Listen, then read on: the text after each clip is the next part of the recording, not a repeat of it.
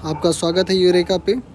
आज हम 8th class के सिविक्स के बुक में चैप्टर 3 को देखेंगे। हम इससे पहले सेकुलरिज्म के बारे में समझ चुके हैं। आज हम संसद के बारे में समझेंगे। अगर आपने पीछे का वीडियो नहीं देखा हो तो कृपया देखिए। चलिए हम देखते हैं कि संसद की हमें क्या ज़रूरत है। साथ ही साथ हम लोकतंत्र को भी समझेंगे कि लोकतंत्र में किस प्रकार से संसद जो है महत्वपूर्ण हो जाता है।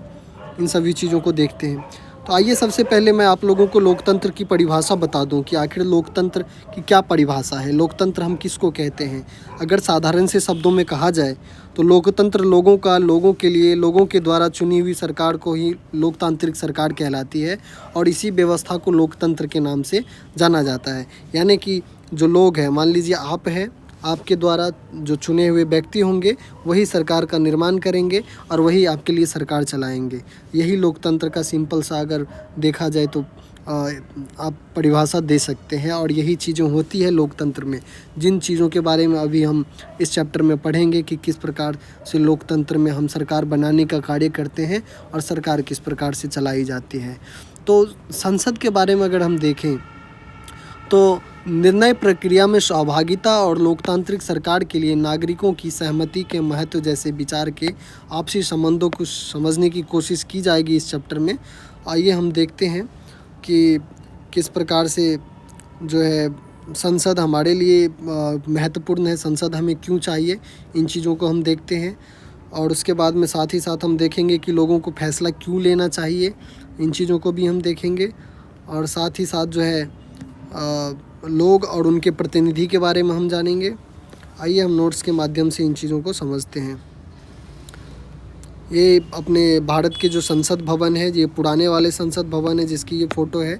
यहीं पे हमारे प्रतिनिधि बैठ करके हमारे लिए लॉ मेकिंग का काम करते थे।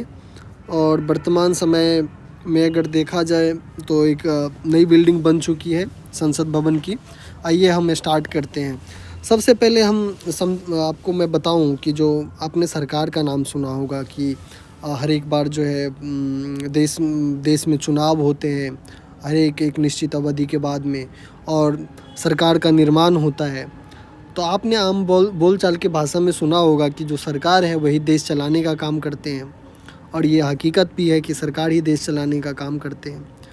तो सर्वप्रथम मैं आपको बताऊं कि जो सरकार है उनके 3 अंग होते हैं। एक को हम लोकसभा कहते हैं, दूसरे को राज्यसभा कहते हैं, तीसरे को राष्ट्रपति कहा जाता है। ये 3 महत्वपूर्ण स्तंभ और 3 महत्वपूर्ण अंग जो है ये सरकार के माने जाते हैं। लोकसभा, राज्यसभा और राष्ट्रपति, इन सब के बारे में हम चर्चा करेंगे अभी। अब हम पहले समझते हैं कि हमें संसद क्यों चाहिए, इन चीज़ों को जानते हैं, जो कि आपकी पुस्तक में सबसे ऊपर की टॉपिक ही है कि हमें संसद क्यों चाहिए। संसद, जो आपने एक बिल्डिंग का तस्वीर देखा, एक्चुअली वो संसद भवन है, ठीक है। लेकिन संसद उसका नाम इसीलिए पड़ा है क्योंकि हम सांसद, जो हमारे सांसद हैं, जो हमारे द्वारा चुने जाते हैं, वो सभी वहाँ पे एकत्रित होकर के देश के बारे में फैसला करते हैं और नीति निर्माण का कार्य करते हैं। इसीलिए उस स्थान को संसद के रूप में जाना जाता है। और हम देखते हैं कि किस प्रकार से संसद जो है महत्वपूर्ण है लोकतंत्र के लिए और हमारे लिए और समाज के लिए। तो आखिर संसद क्या करती है कि इतना ज़्यादा महत्वपूर्ण है, और संसद क्यों हमें चाहिए, इन चीज़ों के बारे में हम समझते हैं। राष्ट्रीय सरकार का जो है चुनाव करने के कार्य, हम संसद के माध्यम से ही राष्ट्रीय सरकार का चुनाव करते हैं। अब मैं आपको पूरा प्रोसेस बताता हूँ कि किस प्रकार से संसद जो है सरकार निर्माण करने का कार्य करती है। अब देखिए किस प्रकार से व्यक्ति की पहुँच जो है, व्यक्ति का जो प्रतिनिधि है वो संसद तक होगा। आप देखते होंगे कि किसी भी हर एक राज्य में क्या होता है तो क्षेत्र बांटा हुआ है, सांसद का क्षेत्र बांटा हुआ है। वहाँ पे हर एक 5 साल के बाद में चुनाव करवाया जाता है। चुनाव हुआ, चुनाव में लोगों ने मतदान किया, किस आधार पे, तो सार्वभौमिक मताधिकार के आधार पे चुनाव हो गया। उसके बाद में चुनाव के माध्यम से लोगों ने क्या करा, तो अपना प्रतिनिधि, रिप्रेजेंटेटिव चुना। यानी कि जो सांसद आप चुनते हैं वो आपके क्या होते हैं, सांसद आपके रिप्रेजेंटेटिव हो गए। किस चीज़ के लिए रिप्रेजेंटेटिव, तो संसद के लिए। यानी आपका प्रतिनिधि जो है वो संसद में आपको प्रेजेंट करेंगे, आपकी जगह वो बैठेंगे संसद में। सरकार में व्यक्ति का प्रतिनिधित्व करते हैं, यानी बहुत सारे व्यक्ति मिलकर के किसी एक व्यक्ति को चुनते हैं और वही जो है संसद में उनका प्रतिनिधित्व करते हैं। देखिए, आप ये भी तो कह सकते हैं कि सभी, अगर लोकतंत्र है सभी व्यक्ति का, फिर तो प्रत्यक्ष रूप से होना चाहिए शासन में सहभागिता। लेकिन प्यारे बच्चों, वर्तमान समय में जितनी जनसंख्या है इस हिसाब से जो है ये व्यवस्था इस प्रकार से नहीं चल पाएगी। अब सोचिए कि देश इतनी बड़ी है, इतनी विशाल जनसंख्या है, कैसे हर एक व्यक्ति नीति निर्माण प्रक्रिया में जो है प्रत्यक्ष रूप से भाग ले सकती है? नहीं ले सकती है। ऐसे व्यवस्था का बन पाना बहुत मुश्किल है। इसीलिए ये संसदीय प्रक्रिया बनाया गया है ताकि व्यक्ति चुनाव के माध्यम से क्या करे, तो अपने प्रतिनिधि का चुनाव करे, और प्रतिनिधि के माध्यम से सरकार का निर्माण होता है, और सरकार में व्यक्ति का इस प्रकार से जो है प्रतिनिधित्व जो है प्रदान किया जाता है। इसके बाद में संसद हमें क्यों चाहिए? तो लोगों का शासन हो प्रतिनिधि में, यानी संसद के जो सदस्य होते हैं वो व्यक्ति के द्वारा चुना जाता है, तो इस प्रकार से लोगों का शासन माना जाता है। अभी लोकतंत्र के एग्जाम्पल में हमने देखा कि लोगों के लिए, लोगों के द्वारा किया जाने वाला शासन ही लोकतंत्र कहलाता है। यानी लोगों ने जो प्रतिनिधि चुना है वही प्रतिनिधि लोगों के लिए नीति निर्माण का कार्य करेंगे और शासन चलाने का काम करेंगे, सरकार चलाने का काम करेंगे। साथ ही साथ संसद की हमें क्या ज़रूरत है? सरकार को नियंत्रित भी करती है संसद। सरकार को नियंत्रित किस प्रकार से संसद करती है? आप जैसे समझते हैं कि जो संसद है, संसद में जिस दल के पास में बहुमत होता है, उस दल के जो नेता होते हैं वो प्रधानमंत्री बनते हैं। यानी जो चुनाव में जीते गए लोग होते हैं वो प्रधानमंत्री बनते हैं। उन्हीं के दल के नेता जो है प्रधानमंत्री बनते हैं। तो जो संसद है वो एक प्रकार से सरकार को नियंत्रण करने का भी काम करता है, क्योंकि देखिए बहुत सारे दल जो है चुनाव में पार्टिसिपेट करते हैं, लेकिन उसमें से कुछ ही लोग मिल करके सरकार का निर्माण करते हैं, यानी जिसके पास में बहुमत होता है। अभी हम देखेंगे कि बहुमत की संख्या क्या है अपने देश में संसद में जो है। जैसे संसद में कुल मिलाकर के जो है 545 सीट है अपने देश में, तो हमें सरकार बहुमत बनाने के लिए 272 सीट चाहिए। यानी कि जिस पार्टी के पास में बहुमत होता है वो पार्टी सरकार बनाती है, उस दल के नेता प्रधानमंत्री बनते हैं।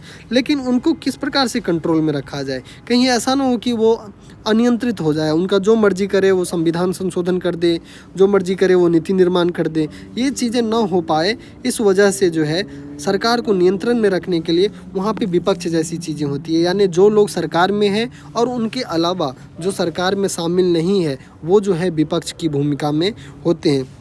अभी हम लोग एक एग्जाम्पल के माध्यम से भी देखेंगे चुनाव के बारे में, जो है एक एग्जाम्पल यहाँ पे दिया गया है। इन चीज़ों को अभी हम देखते हैं कि किस प्रकार से। आप देखिए, ये एक 1984 के चुनाव का ये परिणाम है, जिसमें आप देख सकते हैं कि एक पार्टी है जिसके पास में सबसे ज़्यादा जो है सीट आया हुआ है। आपको मैंने बताया कि जो अपने देश में जो बहुमत का जो संख्या है, किसी पार्टी को बहुमत 272 सीटें पे मिल जाती है और वो पार्टी सरकार बना सकती है। उससे ज़्यादा जितना भी हो उन चीज़ों से फ़र्क नहीं पड़ता है, लेकिन बहुमत चाहिए सरकार बनाने के लिए। तो आप देख सकते हैं इस प्रकार से भारतीय राष्ट्रीय कांग्रेस के पास में यहाँ पे बहुमत है। और इसके अलावा आप देखते हैं कि बहुत सारे लोग हैं जिनको कुछ सीटें मिला हुआ है, इधर भी मिला हुआ है, इधर भी मिला हुआ है। तो ये सरकार में हो गए, और जो लोग जिनके पास में बहुमत नहीं है ये सब मिल करके क्या हो जाते हैं, तो विपक्ष की भूमिका निभाते हैं संसद में। यानी इनके ऊपर में ये सारे मिल करके ब्रेक लगाने का काम करते हैं कि ये अपने मन मर्जी का शासन न चलाएं। इनसे ये क्वेश्चन पूछते हैं क्वेश्चन आवर के समय में। ये संविधान में जब ये संशोधन का प्रस्ताव रखते हैं तो उनके बारे में चर्चा करते हैं, लोगों की समस्याओं के बारे में लोगों सरकार से पूछते हैं, मंत्रिपरिषद से पूछते हैं। तो इस प्रकार से सरकार के ऊपर में जो है ये नियंत्रण जो है लगाने का कार्य जो है विपक्ष के द्वारा किया जाता है। क्वेश्चन के माध्यम से नियंत्रण करते हैं। अभी मैंने बताया आपको कि क्वेश्चन आवर के समय में सरकार से जो है विपक्ष के द्वारा जो है क्वेश्चन पूछा जाता है। साथ ही साथ जो विपक्ष है इनका कार्य क्या है, तो सरकार की कमियों को बाहर लाना। सरकार की जो कमियां हैं उसको वो बाहर लाती है, उसके ऊपर में चर्चा करती है, जिससे लोग और ज़्यादा जागरूक होते हैं। और कार्यपालिका पर नियंत्रण करने का कार्य भी जो है विपक्ष के द्वारा किया जाता है। सरकार ही, जिस दल का सरकार होता है वही जो है कार्यपालिका का गठन भी करते हैं। कार्यपालिका का गठन एक्चुअली पीएम जो होते हैं उनकी सलाह के अनुसार जो है राष्ट्रपति कार्यपालिका का मंत्रिपरिषद का जो है गठन करते हैं। और यही कार्यपालिका कहलाता है। और जैसे कि हमें पता है कि कार्यपालिका का कार्य क्या होता है, विधायिका यानी कि जो संसद है जिस नीति का निर्माण करती है, कार्यपालिका उसी नीति को क्रियान्वयन करने का कार्य करती है, उस चीज़ को लागू करने का कार्य करती है। साथ ही साथ हमें संसद क्यों चाहिए? कानून बनाने के लिए चाहिए। जो संसद है इनके जो अंग है वो लोकसभा, राज्यसभा और राष्ट्रपति है, ये तीनों मिलकर के कानून बनाते हैं। संसद के ये दोनों सदन लोकसभा और राज्यसभा से जब कोई कानून पास हो जाता है उसके बाद में ये राष्ट्रपति के पास में जाता है और अंतिम मोहर जो है राष्ट्रपति का ही होता है किसी भी विधेयक को कानून बनाने के लिए। साथ ही साथ संसद हमें क्यों चाहिए? तो देश के मुद्दे पे चर्चा करने के लिए। देश में अगर कोई महत्वपूर्ण घटना घट रही है, सामाजिक घटनाएं घट रही है, देश के जो कुछ प्रमुख मुद्दे हैं, सामाजिक मुद्दे हैं, उन चीज़ों का चर्चा जो है संसद में किया जाता है। संसद के सदस्यों के द्वारा, हमारे प्रतिनिधि के द्वारा जो है किया जाता है। आइए अब हम देखते हैं संसद के जो अंग है इनके बारे में। संसद के 3 अंग जो है महत्वपूर्ण है। एक जो है लोकसभा हो गया, एक राज्यसभा हो गया और उसके बाद में राष्ट्रपति हो गया। ये 3 अंग जो हैं संसद के हैं। अब देखिए ऊपर भी हमने चर्चा किया है इन चीज़ों के बारे में। अब कुछ पॉइंट देख लेते हैं लोकसभा, राज्यसभा और राष्ट्रपति के बारे में।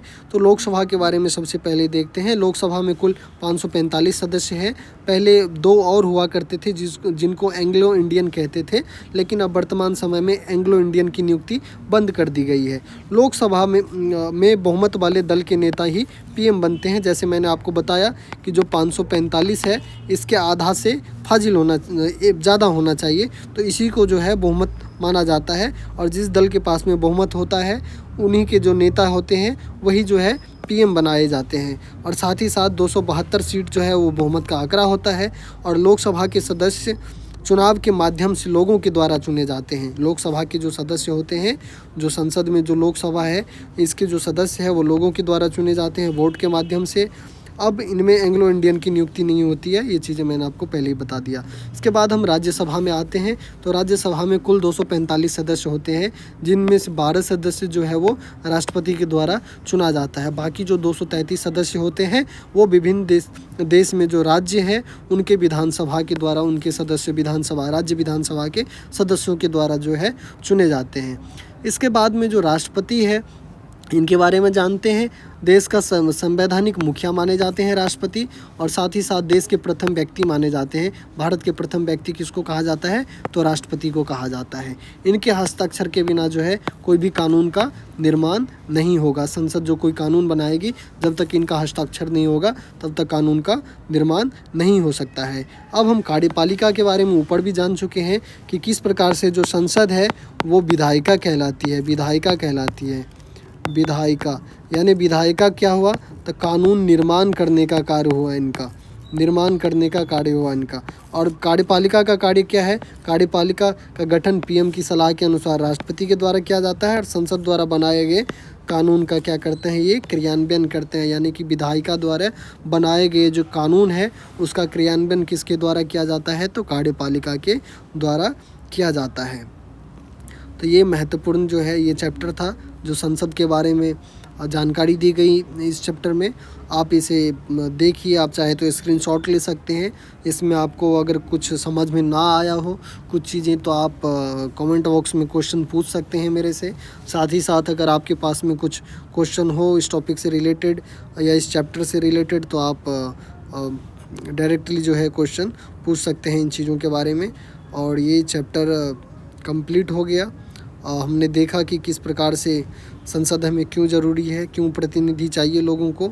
और नेक्स्ट जो चैप्टर होगा वो कानून की समझ के बारे में होगा, जिसमें हम समझेंगे कि कानून का जो निर्माण कैसे होता है, इन चीज़ों के बारे में समझेंगे। पूरी प्रक्रिया समझेंगे कि किस प्रकार से संसद के द्वारा कानून का निर्माण किया जाता है। ये हम चैप्टर 4 में देखेंगे। तो चैप्टर 3 अपना ख़त्म हो गया यहीं पे। आप लोग वीडियो को देखिए, समझ में ना आए तो आप क्वेश्चन कीजिए। धन्यवाद।